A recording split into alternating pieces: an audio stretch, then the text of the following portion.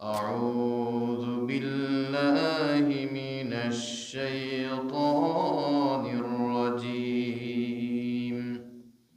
بسم الله الرحمن الرحيم. إن الله وملائكته يصلون على النبي يا أيها الذين آمنوا صلوا عليه وسلموا تسليما. صلى الله على سيدنا محمد وآله وصحبه وسلم. صلى الله على سيدنا محمد.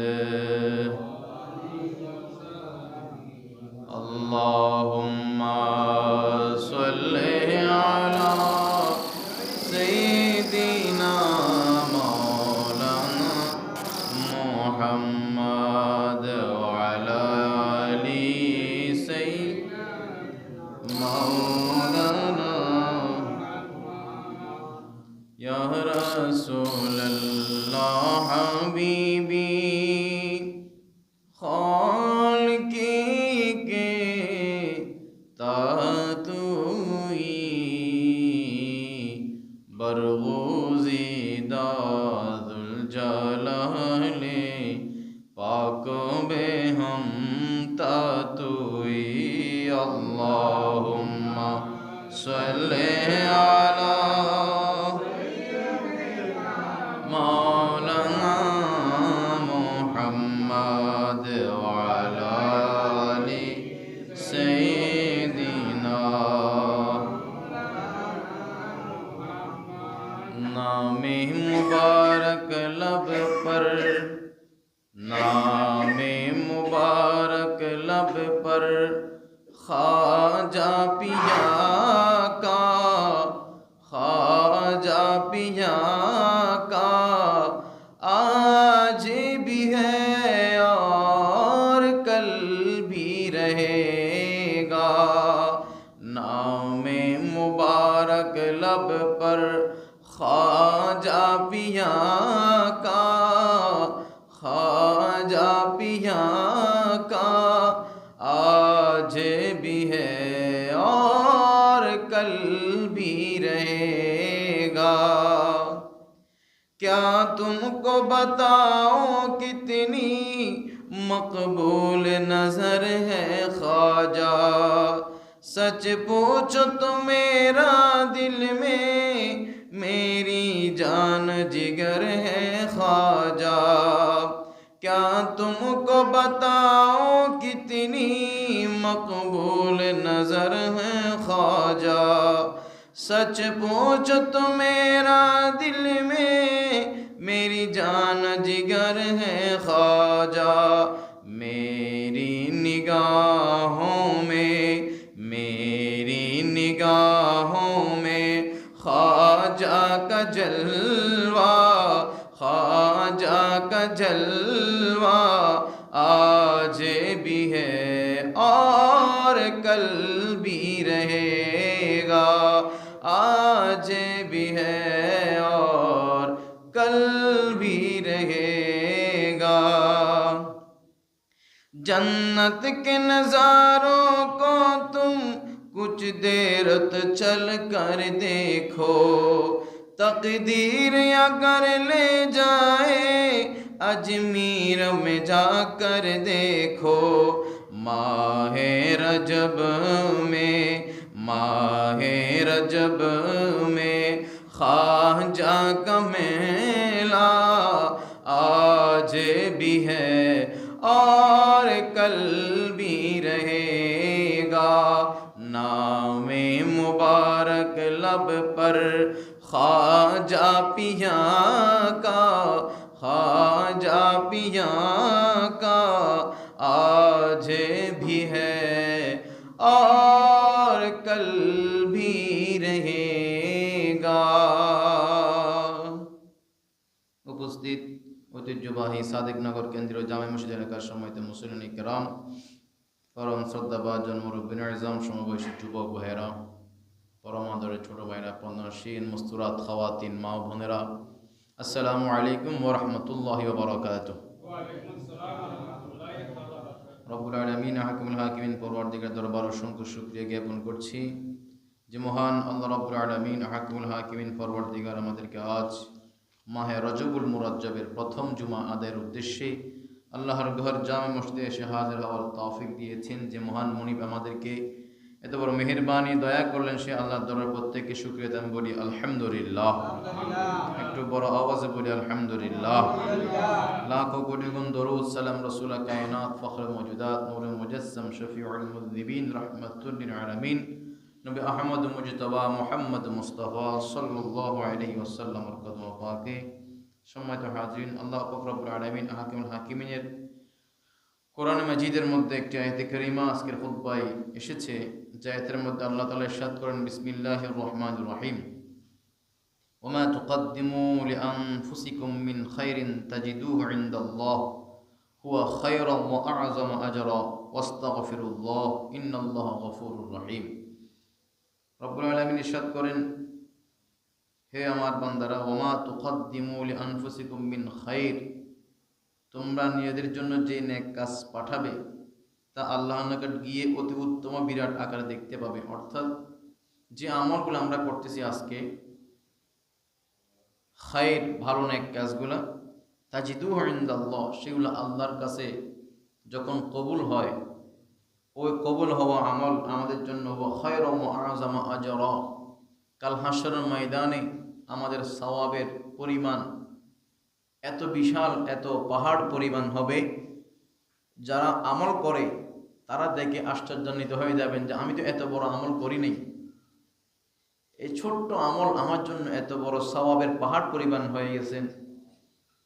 আল্লাহ রাব্বুল আলামিন হাকিমুল হাকিমিন ইরশাদ করেন, ফামান ইয়ামাল মিসকালা যাররাতিন খায়রান ইয়ারা, যে ব্যক্তি অণু পরিমাণ একেবারে সংক্ষেপ, একেবারে ছোট পরিসরের কোন নেক কাজ, ভালো কাজ, যেটা হয়তো আমরা মনে করি যেটা সামান্য আমল, কিন্তু এই অল্প আমলটাই তাজিদুহু ইনদাল্লাহি ওয়া খায়রান ওয়া আ'যামা আজরা, ছোট্ট আমলটাই কাল হাশরের ময়দানে অনেকের জন্য নাজাতের ওসিলা হয়ে যাবে। এই জন্য একটা কথা আছে যে ভালো কাজ ছোট হলেও ছাড়বো না, আর মন্দ কাজ ছোট হলেও করব না। নেক কাজ ছোট হলেও ছাড়বো না, মুস্তাহাব আমল, নফল আমল, এটা হয়তো এই নফল, এই মুস্তাহাব আমরা মনে করি কম গুরুত্বপূর্ণ, কিন্তু এই নফলের উসিলায়ও কাল হাশরের ময়দানে অনেক আল্লাহর বান্দা নাজাত পেয়ে জান্নাতি হয়ে যাবে। আবার নেক কাজের বিপরীতে বদ কাজ, মন্দ কাজ, গুনাহের কাজ, হয়তো আমরা মনে করছি এটা ছোট্ট, এটা করলে কি এমন গুনাহ হবে, ছোট মনে করি, কিন্তু কাল হাশরের ময়দানে অনেক বান্দা এই ছোট মন্দ কাজের কারণেও তাদের ফয়সালা আটকে যাবে, জান্নাত থেকে তারা মাহরুম হয়ে যাবে। আল্লাহ পাক আমাদেরকে হেফাজত করুন, বলুন আমিন। এই জন্য আল্লাহ বলেন, ওয়াস্তাগফিরুল্লাহ, তোমরা বেশি বেশি আল্লাহর দরবারে ইস্তেগফার করো, গুনাহ মাফ চাও। ইস্তেগফার অর্থ গুনাহ মাফ চাওয়া। রাসূল করিম সাল্লাল্লাহু আলাইহি ওয়াসাল্লাম প্রতিদিন 100 বার করে ইস্তেগফার করতেন, তওবা করতেন। এখন প্রশ্ন হলো, আল্লাহর নবীদের কোনো গুনাহ নেই, তাহলে নবী কেন গুনাহ না থাকার পরেও ইস্তেগফার করতেন, তওবা করতেন? উত্তর হলো, উম্মতকে শিক্ষা দিলেন যে আমি নবী গুনাহগার না হয়েও, আমি নবীর কোনো গুনাহ নাই, তারপরে আমি ইস্তেগফার করি আল্লাহর দরবারে, তওবা করি 100 বার। তওবার মাধ্যমে বান্দা আল্লাহর কাছে অতি প্রিয় হয়ে যান।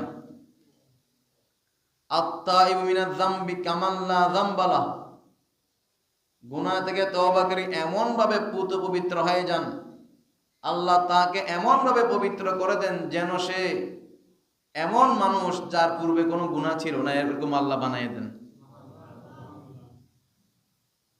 আস্তাগফিরুল্লাহ শব্দ অর্থ হচ্ছে, হে আল্লাহ আমি আপনার কাছে ক্ষমা চাচ্ছি, প্রার্থনা করছি, আল্লাহ আমাকে মাফ করে দিন।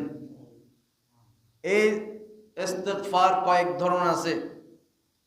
আস্তাগফিরুল্লাহ রাব্বি মিন কুল্লি যামবি ওয়া আতুবু ইলাইহি লা হাওলা ওয়ালা কুওয়াতা ইল্লা বিল্লাহিল আলিয়্যিল আযীম, অথবা আস্তাগফিরুল্লাহ আল্লাযী লা ইলাহা ইল্লা হুয়াল হাইয়ুল কাইয়্যুম ওয়া আতুবু ইলাইহি। একেবারে এত বড় না পারলেও শুধুমাত্র আস্তাগফিরুল্লাহ এই শব্দ পড়লেও আল্লাহর দরবারে ইস্তিগফার হয়ে যাবে। সেই জন্য যখনই সময় পাবো আমরা অহেতুক অনর্থক কথাবার্তা না বলে আমরা ইস্তিগফার করবো, আস্তাগফিরুল্লাহ আস্তাগফিরুল্লাহ। একবার ইস্তিগফার করলে ওই বান্দার একটা সগীরা গুনাহ আল্লাহ মাফ করে দেন। শুধু সগীরা গুনাহ নয়, আল্লাহ তো রহমান রহিম। বান্দার এখলাস, বাংলার নিয়ত, মনের অবস্থা, আকুতি মিনতি দেখে বান্দা যত নম্র হয়ে, যত নিজেকে খাকসার ছোট মনে করে, খুশু খুজু নিয়ে ইস্তিগফার করবে, আল্লাহ ওই বান্দার কবিরা গুনাহ মাফ করে দিবেন। আল্লাহর সে ক্ষমতা আছে না নাই? আল্লাহ চাইলে মাফ করে দিতে পারেন। এই জন্য আল্লাহ বলছেন ইন্নাল্লাহ গফুরুর রহিম, নিশ্চয় আল্লাহ ক্ষমাশীল দয়ালু। আল্লাহ চাইতে বড় ক্ষমাশীল আর কেউ। আমরা কত বড় নাফরমানি করতেছি, 24 ঘন্টার মধ্যে প্রতি মুহূর্ত আল্লাহ নাফরমানির মধ্যে আমরা লিপ্ত। আপনি যখন আস্তে আস্তে খেয়াল করবেন, চিন্তা করবেন, দেখেন আমাদের চলা, আমাদের ফিরা, আমাদের কথাবার্তা, আমাদের উঠা বসা, আমাদের কাজ কারবার, লেনদেন, আমাদের এই সব কিছুর মধ্যে দৈনন্দিন জীবনে যত কাজকর্ম আমরা করতেছি, এটার মধ্যে আল্লাহর সন্তুষ্টি আছে কিনা এটা খেয়াল করে দেখবেন, চিন্তা করে দেখবেন। তখন আপনি বুঝতে পারবেন আল্লাহর কত আমরা ফরমাদার, ফরমান বরদার নাকি না ফরমান, এটা আপনি চিন্তা করে তখন পাবেন। কিন্তু আল্লাহ তো ক্ষমাশীল, প্রতি সেকেন্ডে আমাদেরকে আল্লাহ দয়া করতেছেন, ক্ষমা করে দিচ্ছেন। আমরা আমাদের নিজের সন্তান, আমাদের পরিবার পরিজনের মধ্যে যখন নিজের মন মতো কাউকে না পাই, তখন তার সাথে আমাদের মনোমালিন্য হয়, ঠিক কিনা? যে তার সাথে আমার মিলতেছে না, তখন হয় কি, কোনো একটা সুযোগ সুবিধা অথবা কোনো ধরনের আনুষ্ঠানিকতার মধ্যে তার প্রতি আমাদের একটা বিদ্রুপ ভাব আসে মনের মধ্যে, অথবা কোনো জায়গায় তাকে বাদ দেওয়া যায় কিনা সেই চিন্তা করি। কিন্তু আল্লাহ রাব্বুল আলামিন কত বড় দয়াবান দেখেন। আল্লাহ আমাদেরকে 5 ওয়াক্ত নামাজ দিলেন প্রত্যেক দিন। অনেকে পড়তেছি, হয়তো অনেকে পড়তেছি না, কিন্তু আল্লাহকে রিজিক বন্ধ করছেন? আল্লাহ আমাদেরকে কিভাবে চলতে বলছেন, কোরআনে হাকিম দিয়েছেন, আমাদেরকে জীবন বিধান দিয়েছেন কোরআনে কারিম। আমাদের কোরআনে কারিমের জীবন বিধান মতো চলবো দূরের কথা, কোরআন শরীফ তেলাওয়াত করারও অনেকের সময় হয় না। কিন্তু আল্লাহ আমাদের উপর কি দয়া বন্ধ করছেন? করেননি। তাহলে কত বড় দয়াবান। যিনি আমাদেরকে খাওয়াচ্ছেন, রিজিক দিচ্ছেন, যিনি আমাদেরকে হায়াত দিলেন, তার কথা মতো চলার কথা, চলতেছি না, তারপরে বন্ধ করেন নাই। এই জন্য আল্লাহ হলেন রহমান রহিম, গফুর গফফার। আল্লাহ প্রতি সেকেন্ড যদি আমাদেরকে মাফ না করতেন, আমাদের 1 সেকেন্ডও বেঁচে থাকার কোনো অধিকার। এই জন্য সবাই আরেকবার বলি আলহামদুলিল্লাহ। ফের হাজিরিন, আপনারা জানেন যে আগামীকাল 6 রজব, রজব মাসের 6 তারিখ, এই ভারতীয় উপমহাদেশে যিনি ইসলামের বাণী নিয়ে এসেছেন সর্বপ্রথম, রসুল পাক সাল্লাল্লাহু আলাইহি সাল্লামের আওলাদ খাজাগান, খাজা গরিব নওয়াজ হযরত মুঈনুদ্দিন চিশতি সঞ্জরি রহমতুল্লাহি আলাইহি, উনি উপমহাদেশে, ভারত মহাদেশে ইসলামের ঝান্ডা নিয়ে এসেছেন। যেহেতু ওনার উসিলায় আমরা মুসলমান, সেজন্য ওনার কিছু তাজকিরা ওনার সম্পর্কে জানার দরকার আছে। উনি 537 হিজরি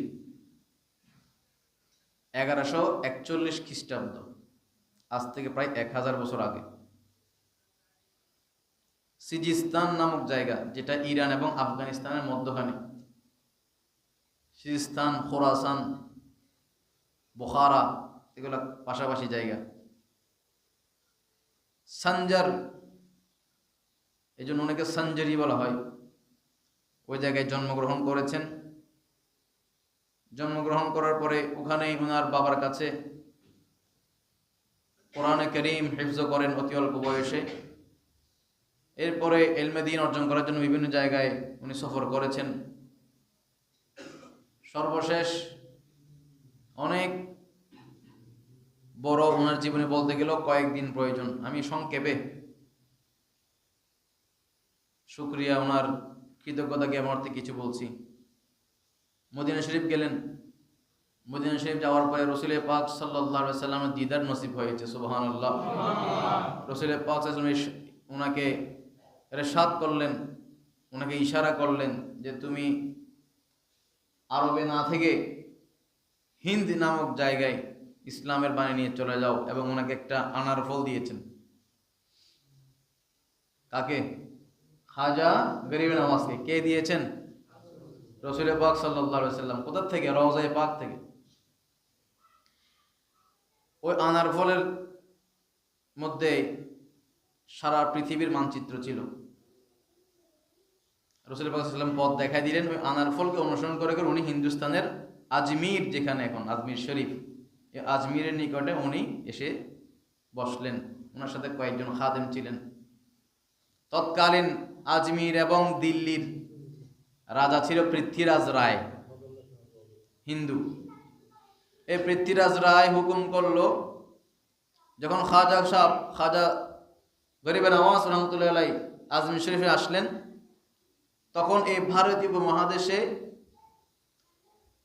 গোত্রের মধ্যে বিভিন্ন রাজ্যে রাজ্যে একটা বিদ্রুপ ভাব ছিল, যুদ্ধ ভাব ছিল। তো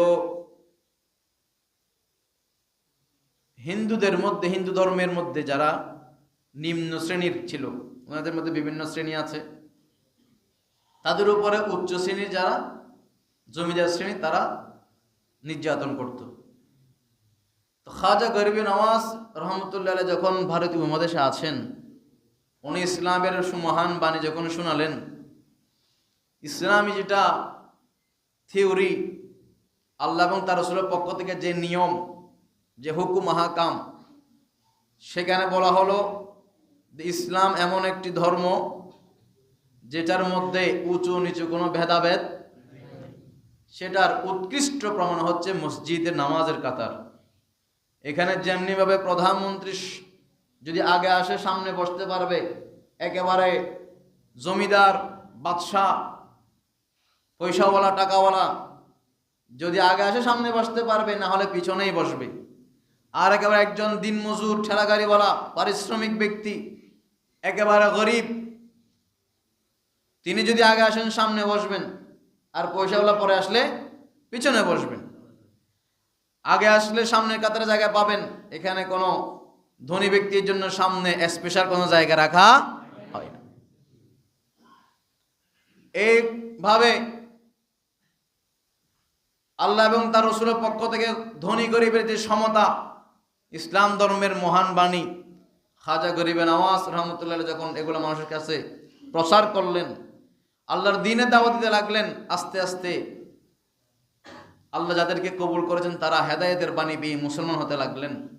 মুসলমান হতে হতে হতে সংখ্যা যখন বাড়তেছে, হিন্দু রাজা পৃথ্বীরাজ রায় সে চিন্তা করলো, এইভাবে যদি মুসলমানের সংখ্যা বাড়তে থাকে, আমার রাজাগিরি থাকবে না।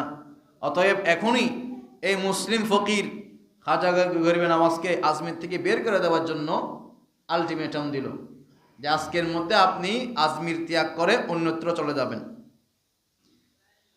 খাজা গরিব নওয়াজ উনি আল্লাহ রাসূলের হুকুম পেয়ে এসেছেন। উনি বললেন, আমি আজমির শরীফে আছি, আমার পক্ষ থেকে তোমার রাজা পৃথ্বীরাজ রায়কে ইসলামের দাওয়াত পৌঁছে দাও। উল্টা উনি ইসলামের দাওয়াত পৌঁছালেন পৃথ্বীরাজ রায়ের কাছে। এ খবর যখন রাজা পেল, সে আরো রাগান্বিত হয়ে সৈন্য সামন্ত পাঠিয়ে খাজা গরিবে নওয়াজ রহমতুল্লাহ এবং তার মুরিদরা যেখানে ছিলেন সেই জায়গাকে উনি অবরুদ্ধ করার জন্য সব দিক দিয়ে খাওয়া দাওয়ার পানি রসদ সব কিছু আপনার বন্ধ করে দিলেন। এখন মুসলমান 5 ওয়াক্ত নামাজ পড়বেন, পানির 5 ওয়াক্তে পানির প্রয়োজন, বিভিন্ন হাজত আছে। আপনাদের কাছে জানা আছে যে খাজা গরিবে নওয়াজের মুরিদরা যখন পানি পাচ্ছেন না, পাশে আনাসাগরের পানি বন্ধ। এখন কিভাবে চলবেন? খাজা গরিবে নওয়াজের কাছে মুরিদ আসেন যে খাজা গরিবে নওয়াজ, আপনি আমাদেরকে একটু সহযোগিতা করেন, আমরা এখন কি করতে পারি? পৃথ্বীরাজ হয়তো সব পানি বন্ধ করে দিয়েছে। বলল, যাও আমার নাম বলে আনাসাগর থেকে কোনো মতে 1 লোটা 1 বদনা পানি আনতে পারে কিনা দেখো। ওই মুরিদ কিছু বলেন নেই, বলছে 1 বদনা পানি দিয়ে কি হবে, এতগুলো মানুষ। উনি গিয়ে আনাসাগর থেকে 1 বদনা পানি নিয়ে ফজরের ওয়াক্তে খাজা গরিবে নওয়াজের জন্য নিয়ে আসলেন। সকালবেলা ঘুম থেকে উঠে দেখতেছে পুরা আনাসাগর খালি হয়ে গেছে। আনাসাগর না, যার ঘরে যা পানি ছিল, ঘড়ায়, কলসিতে, জগে, কোথাও কোনো পানি নেই। ইতিহাসের কিতাবের মধ্যে আছে যে যেই সন্তান দুধ পান করতো মায়ের বুকের দুধ পর্যন্ত খালি হয়ে গেছে। খোদা খাজা গরিবে নওয়াজকে কি কারামতের মালিক বানালেন। সব দিকে হইসই, কোথাও পানি নাই। আজমির শরীফে, দিল্লিতে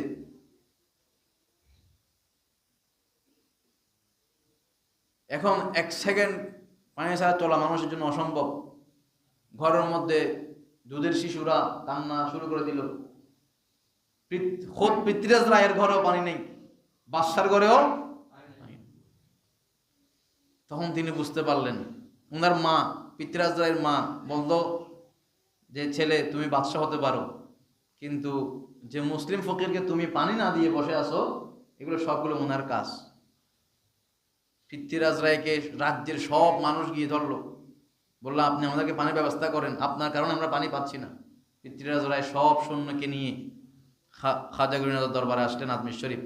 খাজা গরিবে নওয়াজ তো মাটির মধ্যে বসা, যদিও উনি মাটির মধ্যে বসা, কিন্তু আল্লাহ ওনাকে বাদশাহী তখ্তের মধ্যে বসায় রাখছেন। আসলে আসল বাদশাহী তো ওটাই। তো বাদশাহী বলা হয় এটাকে।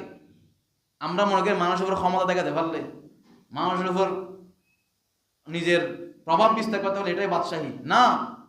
মানুষের অন্তরের মধ্যে প্রভাব বিস্তার করতে পারলে এটা হচ্ছে আসল বাদশাহী। খোদাই যখন কথা শুনবে, এটাই আপনার আসল বাদশাহী।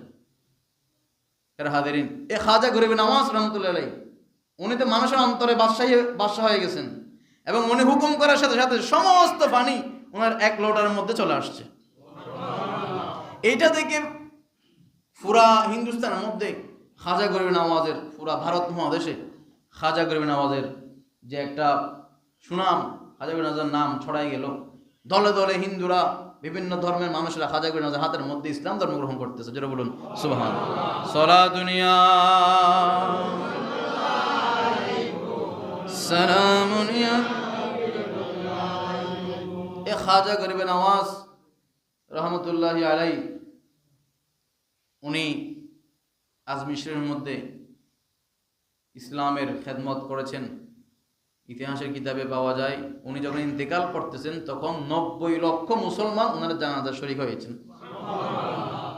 আজ থেকে 1000 বছর আগে এই পুরা ভারত উপমহাদেশে উনি ইসলামের পতাকাকে প্রথম উড্ডয়ন করেছেন। 90 লক্ষ মুসলমান উনি রেখে গিয়েছেন।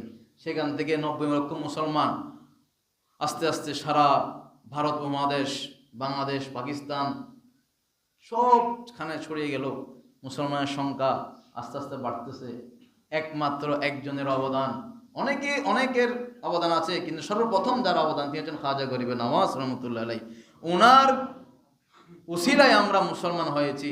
ওনার দেখানো পথে, ওনার বলা কথা মতে আমাদের পূর্বপুরুষরা মুসলমান হয়েছেন। অন্যথায় আজকে আমাদের অনেকের বংশ মুসলমান দাবি আমরা করতে পারতাম না। যার উসিলাই পেয়েছি ওনার নিয়ে আমাদের শুকরিয়া আদায় করার দরকার আছে না নাই? দরকার আছে না নাই? আমরা তো হালাল জাদা, আমরা যার খাই তার গুণ গাই। যার উসিলায় মুসলমান হয়েছি তাকে আমরা স্মরণ করতে চাই। অনেক খাজা করে নামাজের উসিলা আমরা মুসলমান হলাম, কিন্তু অনেকে খাজা করে নামাজের বদনামি করে, খাজা গরিবের নামাজের শানে আপনার কটাক্ষ করে, এমন মুসলমান আছে না নাই? সাবধান। আল্লাহ পাক আমাদের ঈমানকে হেফাজত করুন, বলুন আমিন। সালাতুন ইয়া রাসূলুল্লাহ আলাইকুম। আগামীকাল শনিবার 6 রজব ওনার বার্ষিক ফাতিহা উরুস শরীফ।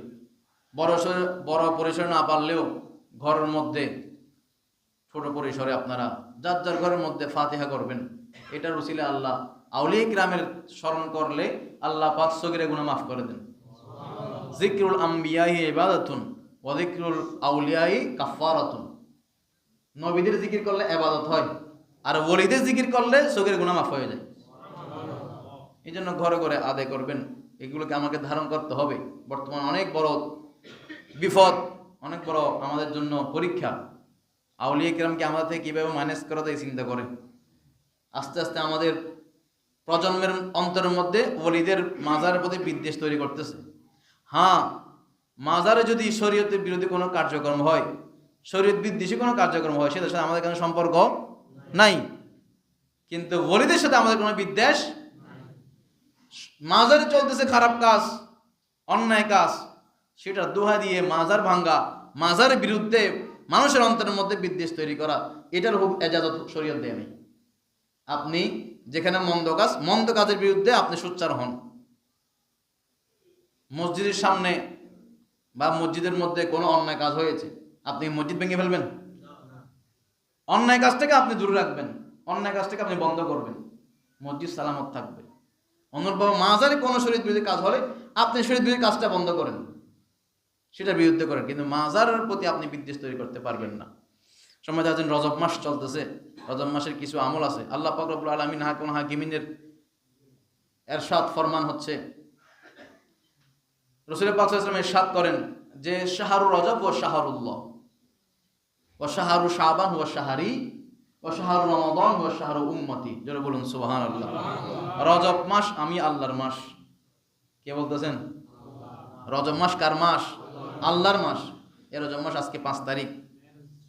তাহলে শাবান মাস বলতেছেন আমি রসুলের মাস, আর রমজান মাস আমার উম্মতের মাস। আর একটা হাদিসের মধ্যে আসছে যে রজব মাস হচ্ছে জমিনে বীজ বপনের মাস। এই রজব মাস জমিনে বীজ বপনের মাস। শাবান মাস জমিনের মধ্যে সেচ দেওয়া, জমিনের বীজের পরিচর্যা করার মাস। রমজান মাস ফসল কাটার মাস, কি দানের দান রই দিব। রজব মাস হয়ে যায় বীজ বপনের মাস, দান রই দিব না, এটা হচ্ছে আমলের। রজব মাস আমলের বীজ বপনের মাস, অর্থাৎ রজব মাস থেকে প্রস্তুতি নিতে হবে। বেশি বেশি নফল রোজা রাখার, নফল নামাজ পড়ার, নিজেকে পরিশুদ্ধ করার প্রস্তুতি নিতে হবে রজব মাসে। শাবান মাসে আরো বাড়িয়ে দিতে হবে। রমজান মাসে যাতে পুরো 30 দিন রমজান মাসে আমরা পরিপূর্ণ ইবাদত বন্দেগীতে কাটাতে পারি, সেই জন্য এই রজব মাস থেকে প্রস্তুতি নিতে হবে। আরেকটা হাদিস শরীফে আসছে যে শীতকাল হচ্ছে মুমিনের জন্য বসন্তকাল। শীতকাল মুমিনের বসন্তকালে ফুল ফুটে, বসন্তকালে চতুর্দিকে হাওয়া বাতাস পরিবেশ মানুষের কাছে মন শীতল হয়ে যায়। এই শীতকাল চলতেছে, এটা হচ্ছে মুমিনের জন্য বসন্তকাল। বেশি বেশি আমল করার সুযোগ আছে। আপনার গরমকালে ফজরের নামাজ অনেক আগে হয়ে যায়, কিন্তু শীতকালে একটু দেরিতে হয়, সেই জন্য তাহাজ্জুদ পড়ার সুযোগ আছে। গরমকালের ফজরের ওয়াক্ত, শীতকালের তাহাজ্জুদের ওয়াক্ত। যারা গরমকালে ফজরের ওয়াক্ত উঠেন তারা তো শীতকালে তাহাজ্জুদের ওয়াক্ত উঠেন। আবার শীতকালের দিন ছোট, শীতকালে বেশি বেশি রোজা রাখার সুযোগ আছে। গরমকালে একটু কষ্ট বেশি হয়, শীতকালে দিনটা তাড়াতাড়ি চলে যায়, এই জন্য রোজা রাখতে কষ্ট হয় না। এই জন্য আল্লাহ নবী বললেন শীতকাল হচ্ছে মুমিন বান্দাদের জন্য বসন্তকাল। আল্লাহ পাক আমাদেরকে বেশি বেশি আমল করার তৌফিক দান করুন, বলুন আমিন। সর্বশেষ একটা মাসালা বলে আমি শেষ করতেছি। আপনাদের জানা আছে, স্মরণ করে দিচ্ছি জাস্ট। শীতকালে অজু করতে সতর্ক থাকতে হবে। আমরা গরমকালে যেভাবে পানি দিলে অজু তাড়াতাড়ি হয়ে যায়, শীতকালে একটু কম ভিজে, শরীর শুষ্ক থাকে, শরীর ফোনা তাকে দে, পানি দিলে সহজে নবীদে। তো অজু পরিপূর্ণ না হলে নামাজ কালাম কিছু হবে না। এই জন্য অজু করার সময় আপনারা ভালোভাবে অজু করবেন। আর যে অজুতে যত কষ্ট, সে অজুর সওয়াব তত বেশি। আল্লাহ পাক কবুল করুন, বলুন আমিন। ওয়া আখিরু দাওয়ানা আনিল হামদুলিল্লাহি রাব্বিল আলামিন। ওয়াসসালামু